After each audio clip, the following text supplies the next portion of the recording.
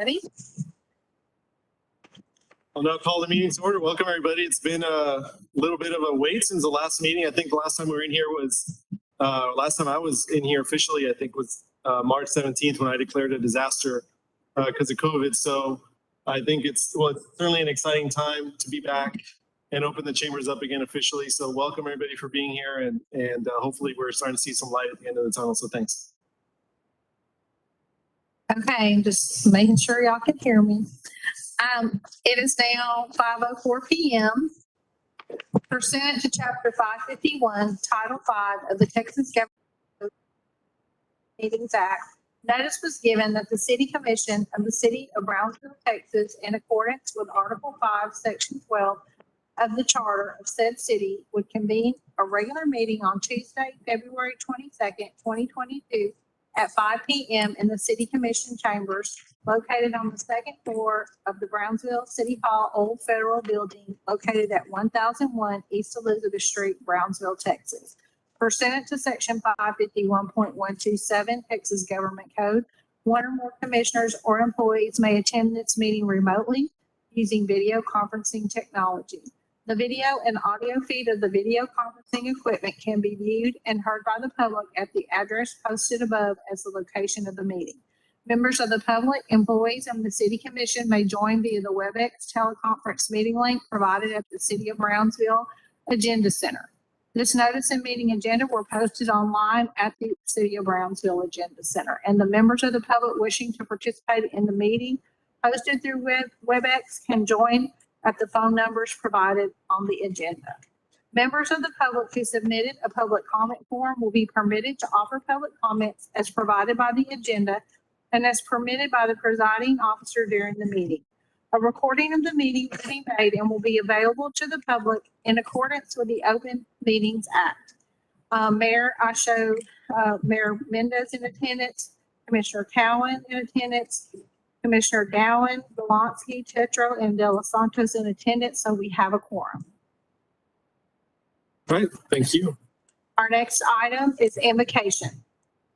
Pastor, welcome. Thank you. Let's all stand for the invocation and remain standing for the pledge. Let's pray. Father God, we thank you once again for the many blessings we have here in Brownsville. And Lord God, during this time of trial days, we ask you to strengthen the ties between the United States and Mexico, lead and guide both nations in working together for our shared challenges. Lord, we ask you to lead and guide Brownsville and make us a good example to the rest of the world about international relations. Lead and guide us in it. And Lord, we ask you to keep everybody safe during trial days. Lead and guide all of us to in unity, Lord, around what's best for the city. Lead and guide our mayor, city commissioners, and every presenter today for what's best for Brownsville.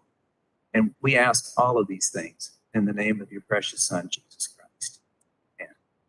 And now we'll have a short moment of silence where we can all add our prayers to what has already been spoken.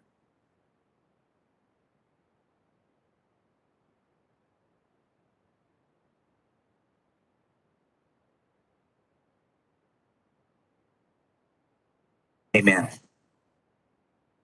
Thank you, Pastor. Now the pledge. Pledge allegiance to the flag of the United States of America, and to the republic which stands one nation under God, indivisible, with justice for all. Pledge allegiance. City.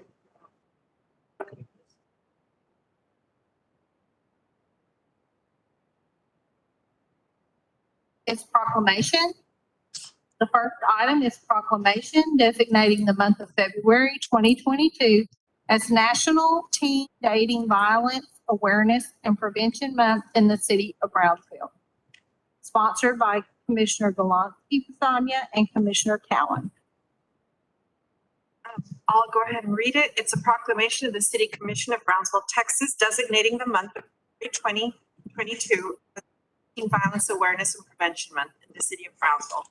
Whereas respectful, supportive, and nonviolent relationships are key to safety, health, and academic success for teens, and whereas teen dating abuse is a significant health issue where victimization increases teens' risk for injury, substance abuse, eating disorders, unwanted pregnancy, and suicide.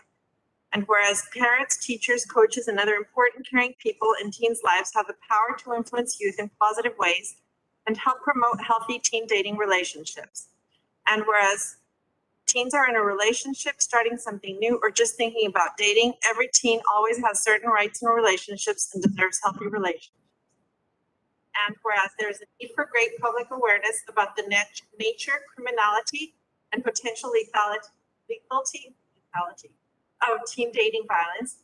And whereas the city of Brownsville is joining forces with victim service providers, school and criminal justice officials, and concerned citizens throughout Brownsville, Texas, and the United States to observe National Teen Violence Awareness and Prevention Month.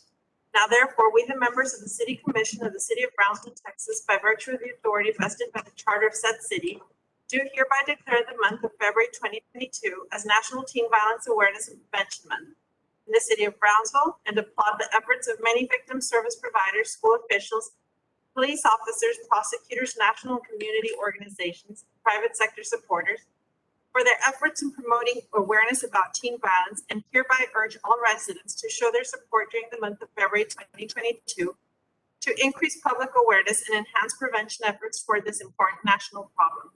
Done on this, the 22nd day of February 2022. Izzy Vaughn, present. Yes, thank you. Hi. I just want to say quickly, I appreciate you all recognizing the proclamation just to be able to start the conversation about the importance of identifying and recognizing healthy relationships, and to just really let our community be informed that Friendship of Women is a prevention center for domestic violence and sexual assault, and that we also serve men, women, and children. And we just appreciate the recognition by the city and the support that we continue to receive. Thank you. Thank you for being here. Thanks, Commissioner. The next proclamation is a proclamation of the City Commission for Black History Month. Dr. Wells, would you like to come on out?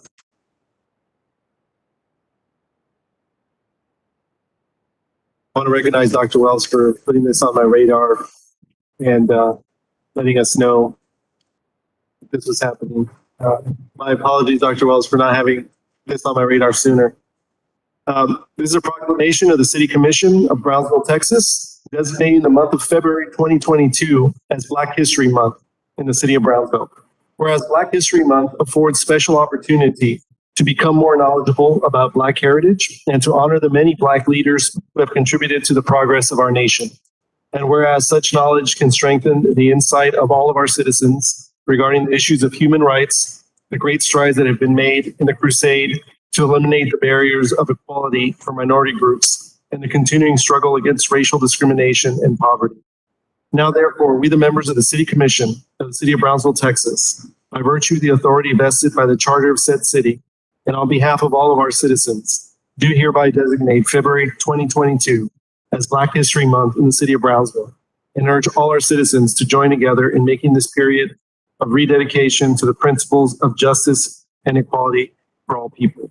Done on this, the 22nd day of February 2022, by myself, the mayor, and the rest of the City Commission. Thank you very much. Dr. Wilson. Well, I want to thank the mayor and all the commissioners and all the other distinguished individuals in the City of Brownsville for this opportunity. And I really appreciate this opportunity to be able to thank you for recognizing all the Black Americans who have lived, worked, died, serviced, and protected the City of Brownsville through the last century or more. And we would like to continue to dedicate ourselves to the city on the border, by the sea, and beyond forever. Thank you. Thank you so much, Dr.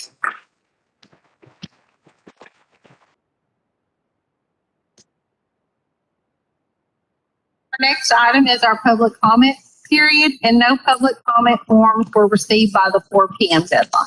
Okay. Our next item is work session.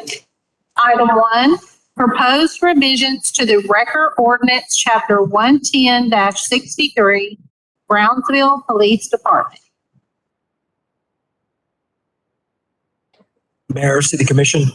In October 2019, the City Commission approved revisions to the ordinance of the city's record ordinance to include transferring license inspections to the police department, mandating an electronic database of all vehicles towed within the city, an update on fee schedules, and removed language that set a cap on record companies on the rotation list. At that time, there were 14 records on the city's record rotation list.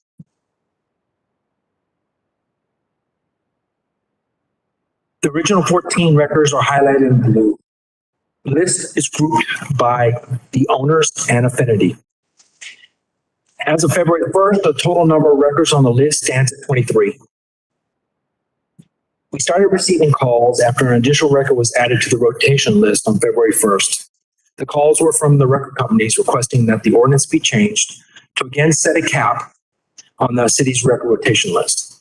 The argument being that there were too many record companies and it was affecting their bottom line, their earnings. It should be noticed that out of the 9 records in 2019, 5 owners were already on the list. They just added an additional record company. Here we have prepared a slide to put a dollar value to the tow business here in Brownsville.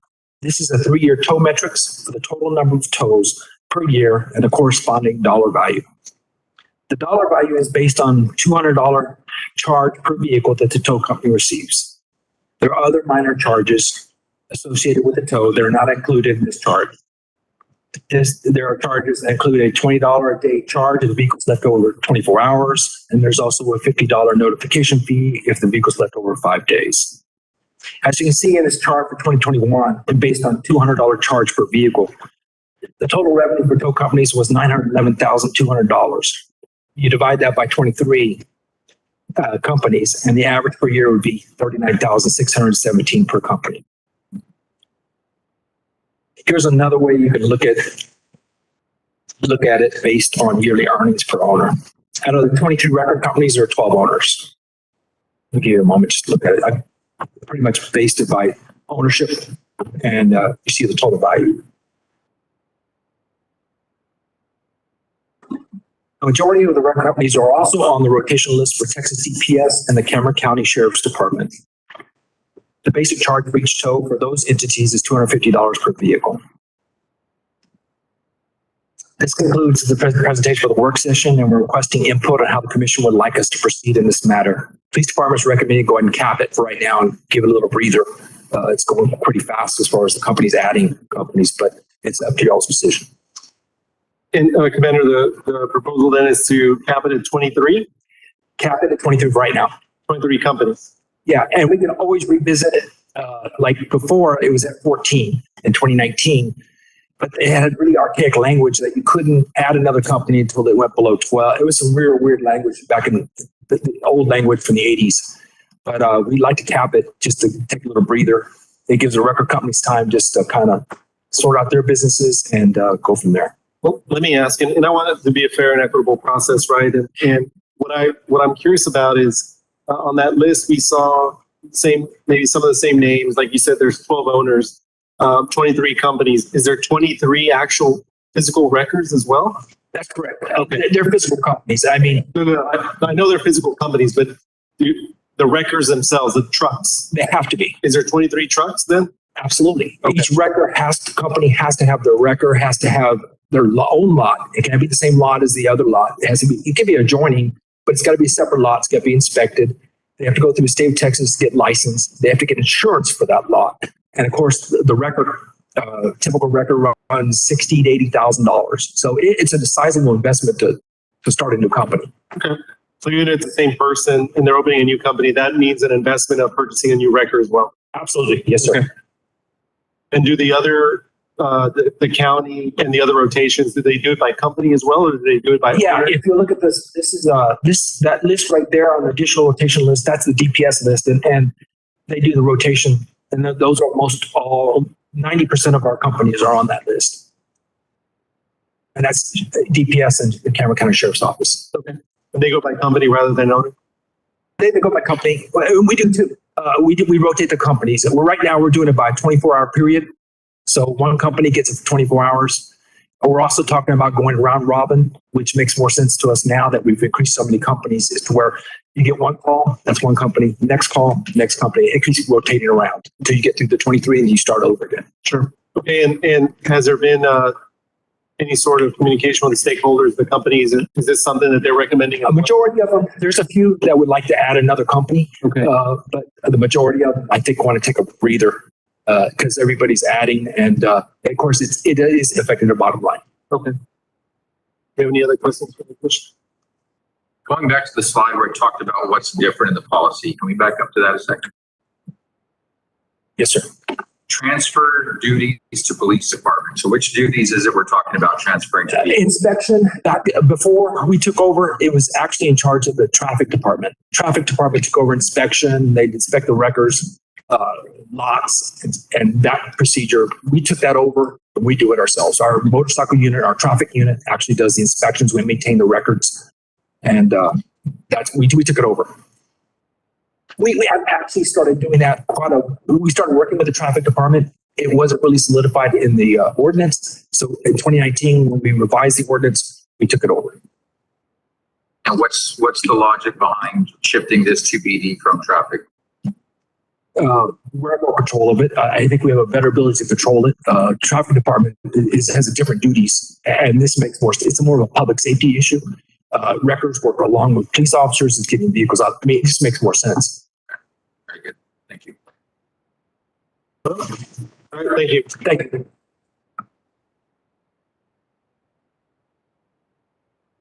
Our next item is presentation. 2021 Annual Grant Presentation, Office of Strategic Initiatives.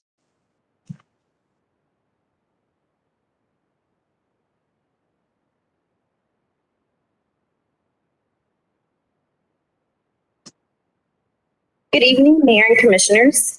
We are the Grants Division within the Office of Strategic Initiatives. We're here to present to you the efforts and highlights of our team over the 2020-2021 fiscal year. In our team, we have myself, Olga Moya, Grant Manager, Erica Duvernay, Grant Analyst, and our most recent addition to our team is Samantha Cienfuegos, Grant Writer.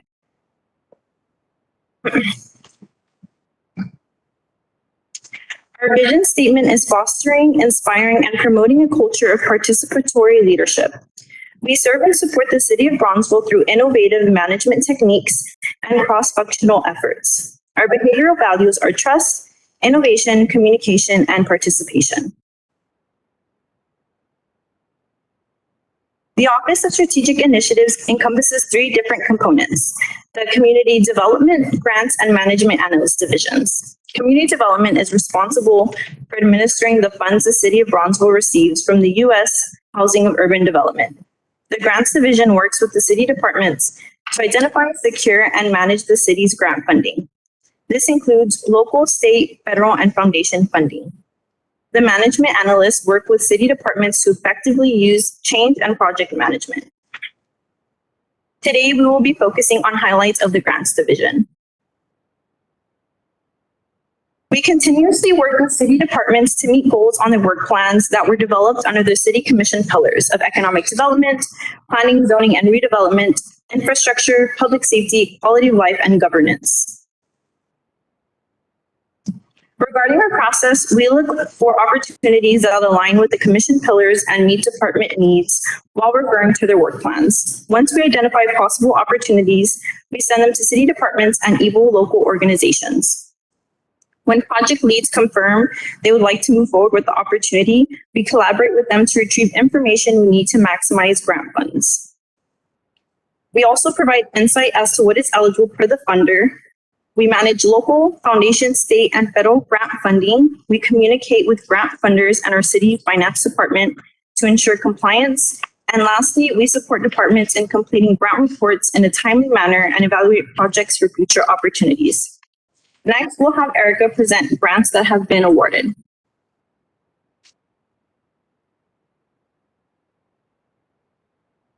In the fiscal year 2020-2021, the city received $8 million in grant funding, not including technical assistance awards. Here is a multi-year comparison of our return of investment and per capita numbers from 2017 through 2021. This does not reflect entitlement funds from the federal government nor technical assistance awards. Next, I will highlight a few grants from the past fiscal year. The City of Bronzeville, in partnership with the Housing Authority, were 1 in 8 in the nation to have been selected for the Choice Neighborhood Planning Grant for the second time. This planning grant will focus on the international southmost area. The city received $450,000 that will be utilized to improve the quality of life for the residents. This project will be a 2-year journey. The Kaboom Playground at Monteverde Park was designed by the youth in the community and is the first playground in Texas and the third in the U.S. PlaySpots play technology system. The PlaySpots combine cloud-enabled technology with active play structures to augment how kids naturally play. The playground was a community effort, not only in design, but as build as well. We were awarded 2 state Homeland Security grants for our police and fire department, totaling at about $96,000. PD will utilize their funds to purchase night vision goggles for the SWAT team. The purpose of these items will increase the team's ability to function in low light situations and rescue operations. Fire will utilize the funds to expand on their equipment for the hazmat team.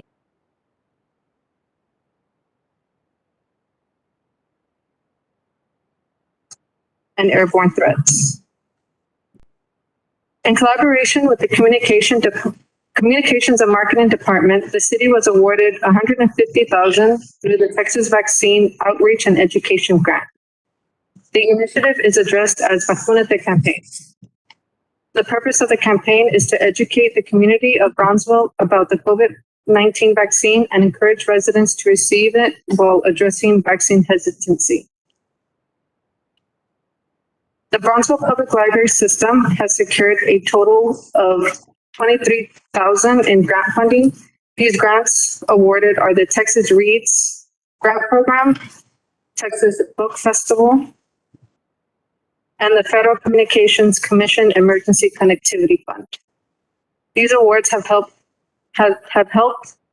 public library system revitalize and expand new or current book collections, create STEM-related programs and activities for the youth, and update the broadband connection within the library system. Now we will have Samantha present some of the upcoming grants for this fiscal year.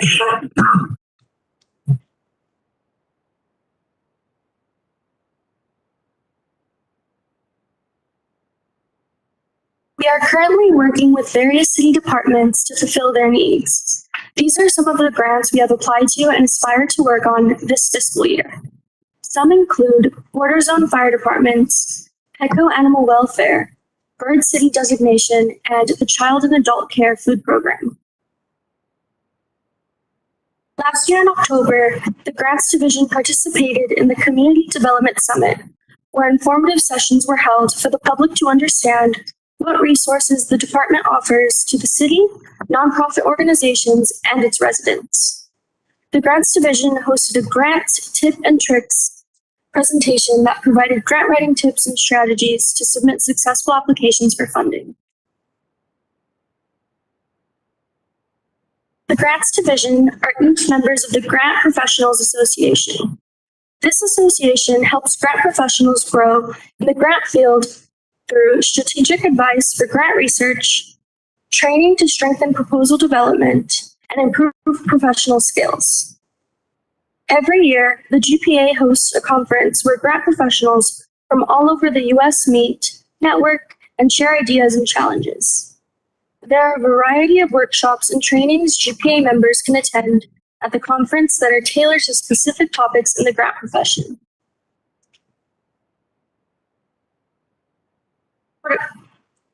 I would also like to provide some of our available resources.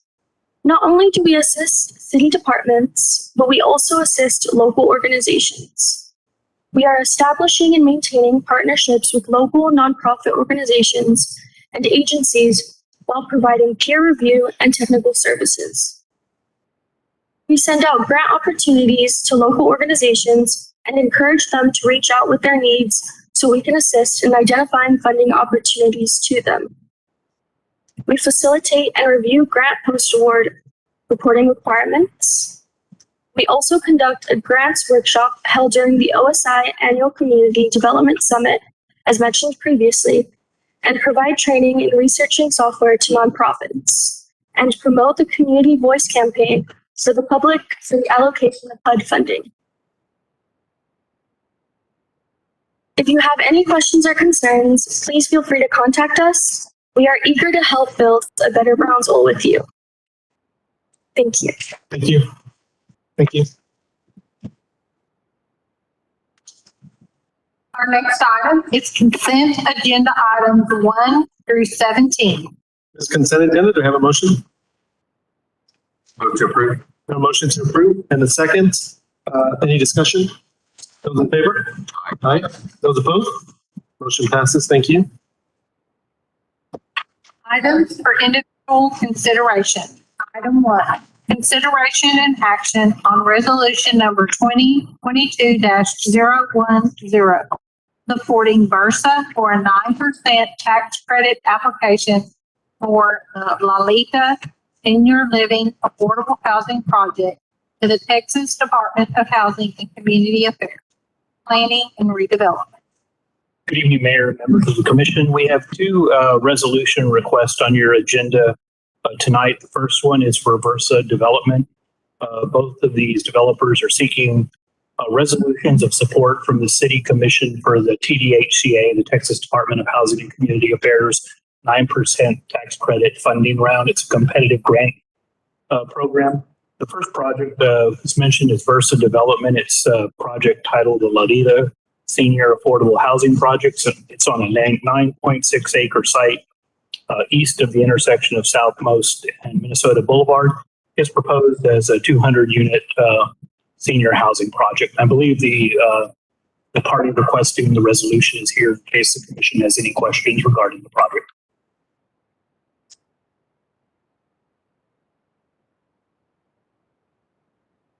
Have someone here for this? Is there any questions from the commission? Is it a public hearing? Or is it? It's a non-public hearing. It's for consideration. I'll move to approve. We have a motion to approve. Is there a second? We have a motion and a second. Any discussion? Those in favor? Aye. Those opposed? Motion passes. Thank you. Item 2, consideration and action on resolution number 2022-012, supporting CDCB, Come Dream, Come Build for a 9% tax credit application for the Casitas Acacia LP Affordable Housing Project to be located at 5031 Southmost Rear Road to the Texas Department of Housing and Community Affairs, Planning and Redevelopment. Mayor, this resolution is also for support of an application to the TDHCA for the Come Dream, Come Build Casita Acacia project. It's located at 5031 Southmost Rear. The project is proposed for 49 units, 17 2-bedroom, 26 3-bedrooms, located near Southmost Elementary School. We're all familiar with CDCB program. Does anybody have any questions? I appreciate the attention being focused on the Southwest area. It'll be really nice to see new developments. Oh, sorry. He's telling me thanks. So thank you, Nick Mitchell-Bennett and the gentleman who I think you were related to the previous project. So thank you. Yeah, that's what we need. I'll move to approve. We have a motion to approve. Is there a second? Second. Motion and a second. Any discussion? Those in favor? Aye. Aye. Those opposed? Motion passes. Thank you. Item 3, consideration and action to award contract APM-33-022 to Davika Construction LLC to provide construction management services for concession space construction and installation of digital signage for the amount of $61,000, Department of Aviation. Good evening, Honorable Mayor and Commissioners. My name is Francisco Partida, Interim Assistant Director for the Brownsville South Padre Island International Airport. Mr. Brian Walker is on the line and available if there are any additional questions. Following direction from the City Commission on January 4th, we went out and reached out to the procurement division to put out an RFP for project management construction services for both the downstairs concession, project FCS 771021, and the digital signage DSS 530920. Just a quick recap. This is the restaurant area, and this is the digital signage project throughout the terminal. The contract is AMP 330222. It has the same scope of services as presented during the City Commission meeting of January 4th, and is to provide the inspection, quality control, answer requests for information from the vendor contractor, and coordinate with the owner. The proposal assumes about 180 days of construction. 3 bids were received by end of day as advertised. Davica Construction LLC, Interline Customs and Brothers and Associates. As you see, Davica Construction was the lowest responsible bidder, and airport staff recommends awarding contract APM 330222 to Davica Construction to provide construction management services for the concession space and the digital signage. Move to approve. We have a motion to approve. Is there a second? Second. We have a motion and a second. Any discussion? Those in favor? Aye. Those opposed? Motion passes. Thank you. And Thank you. congratulations on Starship. Thank you. Is it going to be ready for Monday? We'll find one. He said he'd send it over. So. Be ready. Item 4, consideration and action to award request for proposals number CPM-34-0721 for the Cannery Public Market Project to Sames Incorporated in the amount not to exceed $4,343,500, City Manager's Office. Good evening, Mayor, Commissioners. I'm Elizabeth Walker in the Office of the City Manager, and welcome home to the Commission Chamber space. I'm accompanied this evening by Jesse Miller, the project architect with Megamorphosis, and Ann Whitco, the project manager with Half Associates. And online, I believe we have Saul Maldonado with Spain.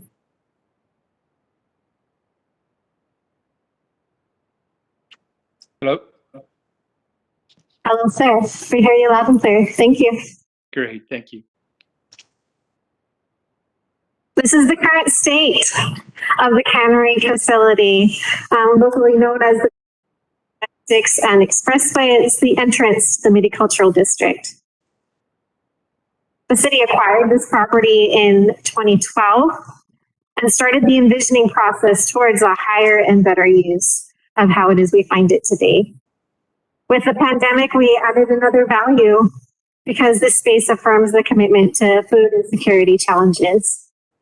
Other reasons, though, are the quality of life improvement with placemaking, the creation of additional public gathering spaces, small food-oriented small business economic development, a kitchen incubator, improvement of our entrance downtown, the expansion of healthy food access, the Robert Wood Johnson culture of Health City, and an attraction to outside visitors to the Multicultural District, the historic downtown, and Gladys Porter Zoo. The city undertook a stakeholder engagement process towards placemaking. You can find here charrettes. Another form, of course, of community participation is financial support. And there are various collaborators. Presently, to date, funding secured through in-kind, cost share, and direct support is $1,575,000. There is the potential of an additional $250,000 to upwards of $1 million. As it is, we have reached out to those collaborators already secured to ask them to increase their contribution. We've also, of course, reached out to other donors who have expressed a particular interest in downtown Brownsville. The city, of course, is committed to funding the gap through that additional capacity that this commission secured with that 2% debt capacity in the winter, and through the certificate of obligation that was recently issued. Here's the big reveal, the architectural rendering, thank you, Jesse, of how it is the space is envisioned.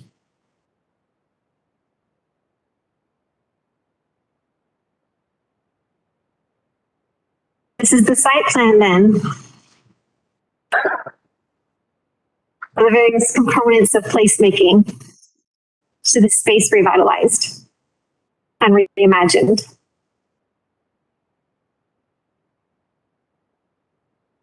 The timeline we take to you this evening in February, potential award with groundbreaking as early as next month. This is a 330-day project term, so we anticipate ribbon cutting in May of 2023.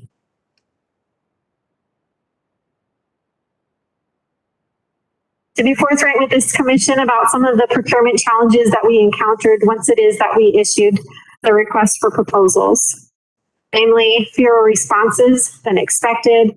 There were supply limitations, the COVID complication, all these, of course, compounding some uncertainty in the market. We encountered inflation of approximately 10% per month as we did our due diligence to price various component pieces separately.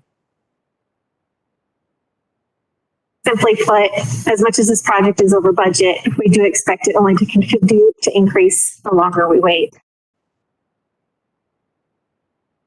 Though it is over budget, it is essentially where it is we would expect. There was an opinion of probable cost was prepared by the architect in July 2021. It was updated again. Those numbers are not reflected here to take into account the COVID considerations, but ultimately the proposal received was for $4,343,500. This is a cost of approximately $387 per square foot. When it is, we did a survey to see other projects across the region that were being let about the same time. We encountered that that was roughly the cost per square foot. What I've plotted in the chart on the right is how it is we found that cost per square foot in various projects across the valley from May through December. So our project is not actually the last point on that graph. That's to indicate the difference between projects let in November as opposed to those in December.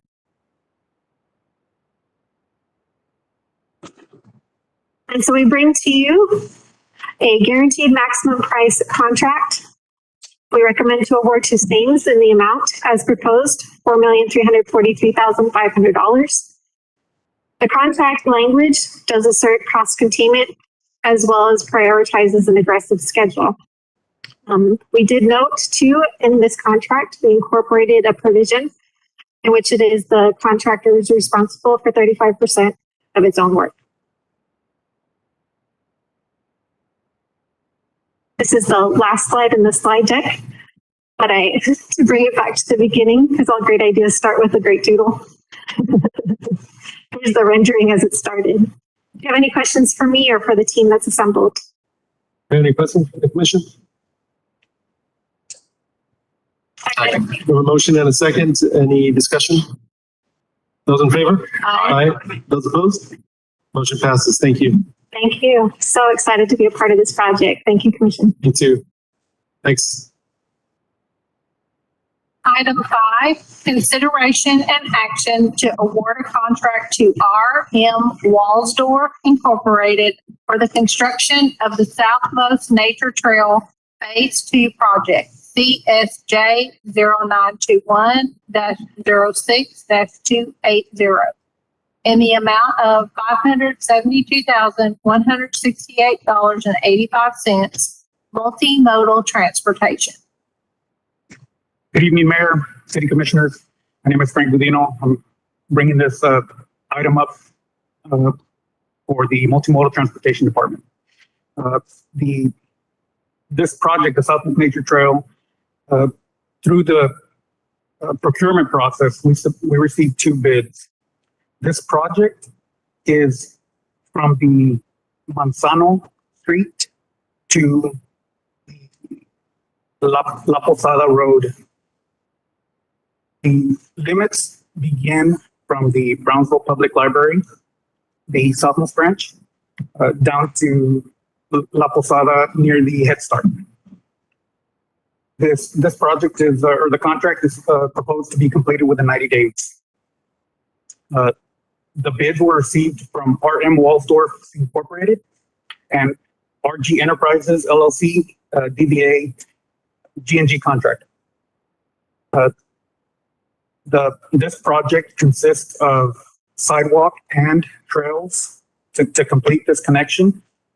You can see the slide here. Part of it will be 5-foot sidewalks. Other part will be a 10-foot trail.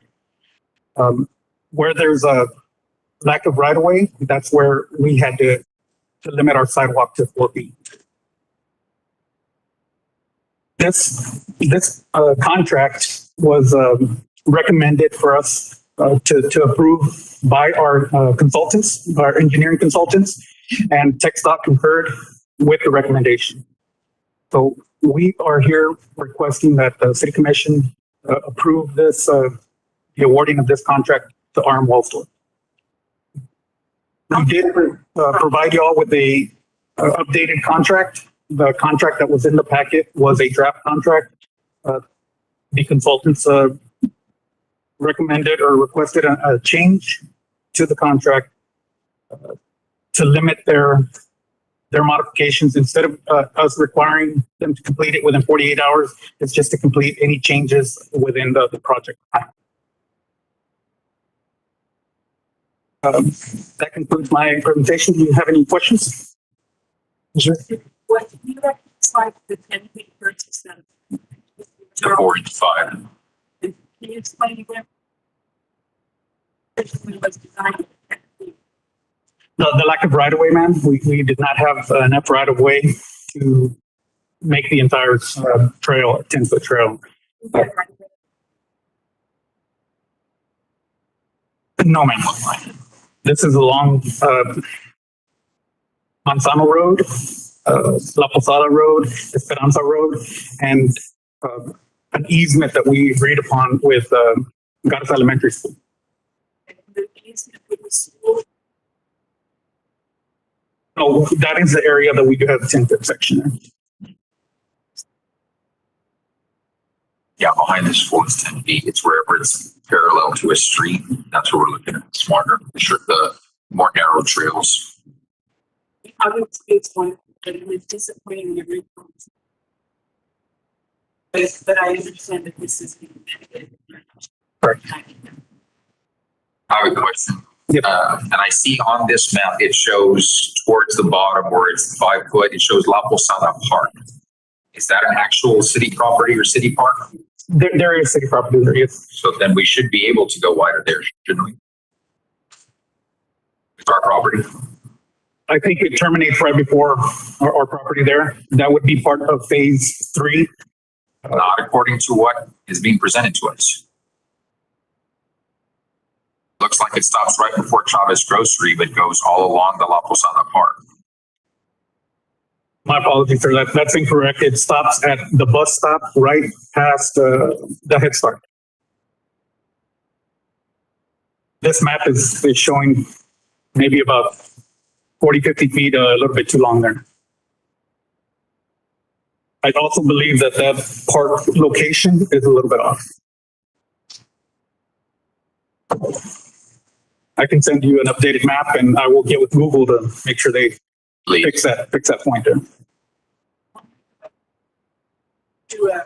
But I would like to see that completed. I'll second. We have a motion and a second. Any discussion?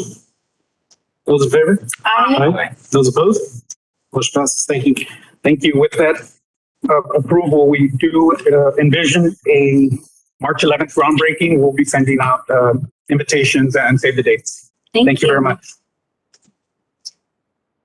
Item 6, consideration and action to award a term contract IFB number CLR-09-012122 to Argio Roofing and Construction LLC for the Central Library re-roofing and replacement of HVAC systems in the amount of $1,389,100 as budgeted.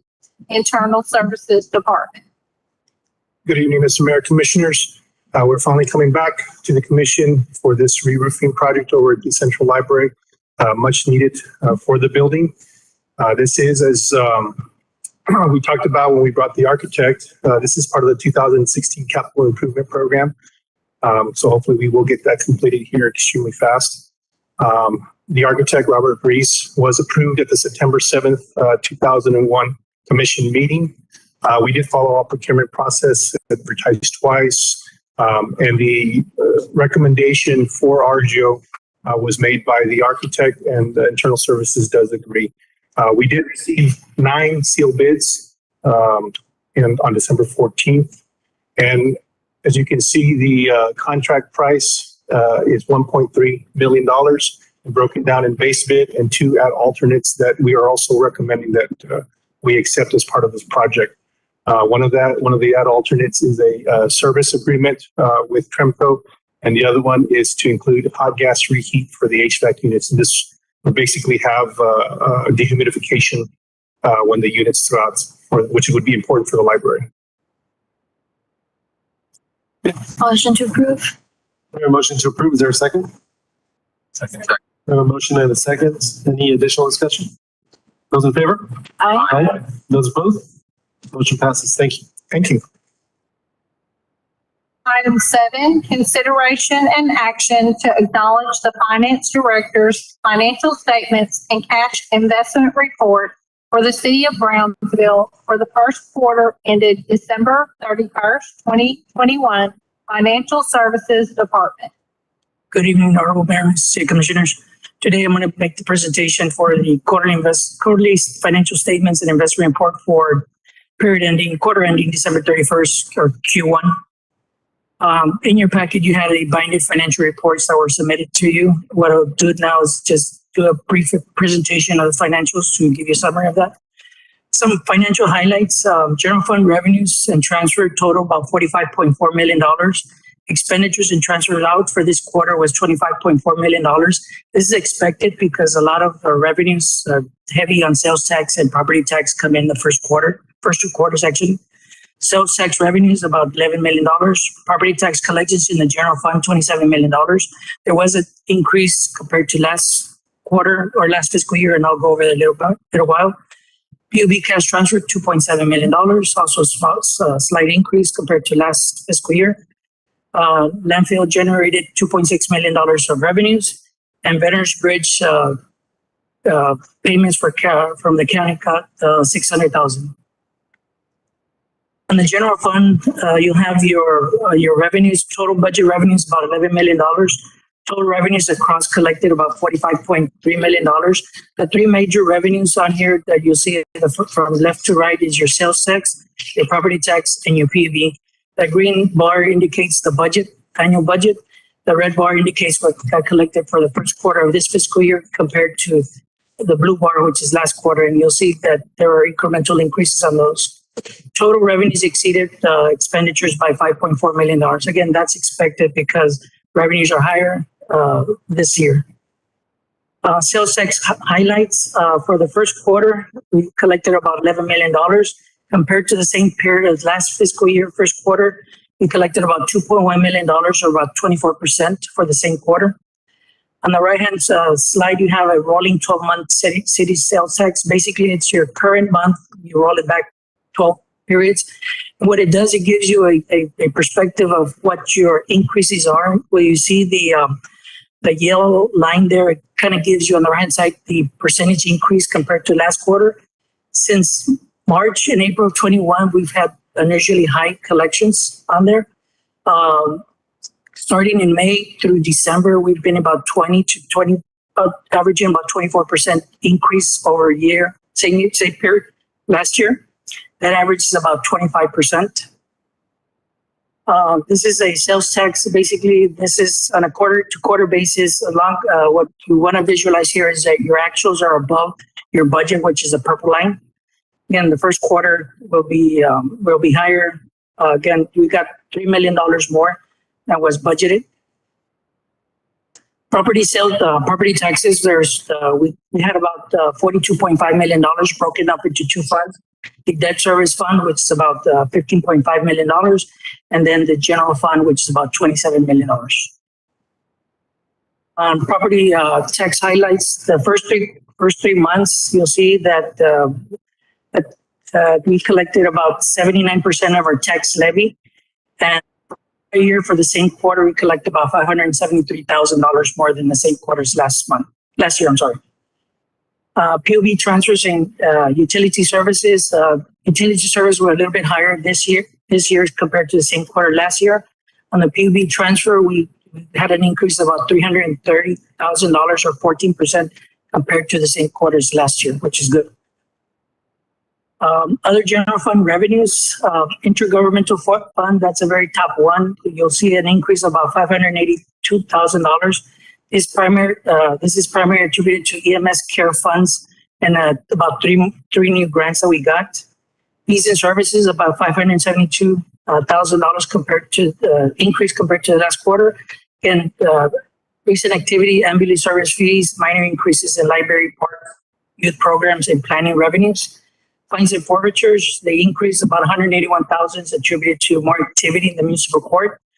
Interest income is about the same level last year, but we expect interest income to increase as the Fed increases their revenue. There's more opportunities for us to have better investment earnings there for this fiscal year.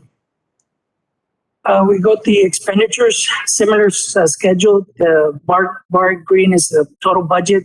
Red is what the actual expenditures are this year compared to the blue last year through the first quarter. Amended budget is about $128 million expended through all functions of $25 million. Overall, the expenditures and transfers came under budget about $6.7 million. And fiscal year 21 expenditures, there were $3 million that were attributed to expenditures last year. So we have $3 million in expenditures that we're not having this year. That's why the expenditures are low. This is a summary of the unassigned fund balance. Last year, we have unaudited beginning fund balance of about $61 million. Actual revenues collected, $45 million. Expenditures, $25. We have unassigned fund balance of about $81 million. Of the unassigned balance last year, we are already designated about $16.8 million through the budget process for surplus projects. This is a summary of all the other funds. It's broken up into special revenues, which is the top three funds on there, kind of in a peach color. In the purple color is the debt service, and then the bottom portion is called the enterprise funds. Towards the right-hand side, you'll see that all of them in the positive. The only one that's in the negative is community development, but that's attributed to they spend the money and then they ask for reimbursement. Reimbursement just is coming the following month. Employee benefit fund. One of the items on here is some of the expenditures were not reflected in Q1. There was a change in the administration where there was a delay in getting those expenditures recorded. So a lot of the expenditures are going to be in about $815,000 are going to be recorded in Q2. But overall, we had contributions of $3.1 million, medical claims under $1 million. Total net position as of December 21st of $5.4 million. Veteran breach revenues. On the left-hand side, you see the bar graphs in blue is the budget, annual budget. Excuse me. The blue is actually what's actually got collected. The yellow line on top is what's got budgeted, and the green line is what we collected on a quarterly basis. So basically, commercial vehicles increase about 58,000 or 17% from prior year. On the right-hand side, it just shows the activity broken down by the different categories of vehicles, commercial vehicles. Building permits activity is still healthy. The number of permits have increased from quarter to quarter about 22%, and the total valuation has increased about 74%. Rate, you continue seeing a dip on there as of unemployment rate for this region as of December 31st, so about 7%. And lastly, we have the investment report. Your investment portfolio is made up of public funds, bonds, certificate of deposits, and interest-bearing demands. The weighted average of material is 14 days. Our allowable is 270 days. Our weighted average yield of 0.45%. We compare that against a 3-month treasury bill, which is about 0.06%, which is, we're doing good on it. And that concludes the presentation. Any questions? We just need a motion to acknowledge, right? Yes, sir. Okay. Motion to acknowledge. We have a motion to acknowledge in a second. Any discussion? Those in favor? Aye. Aye. Those opposed? Motion passes. Thank you. We have a motion to go into executive session in a second. Any discussion? Those in favor? Aye. Aye. Those opposed? All right. Well, now. I'll read the item. Closed session pursuant to section 551.071 of the Texas Government Code. Consultation with city attorney, including deliberation of the purchase, exchange, lease, or value of real property. Section 551.072 of the Texas Government Code.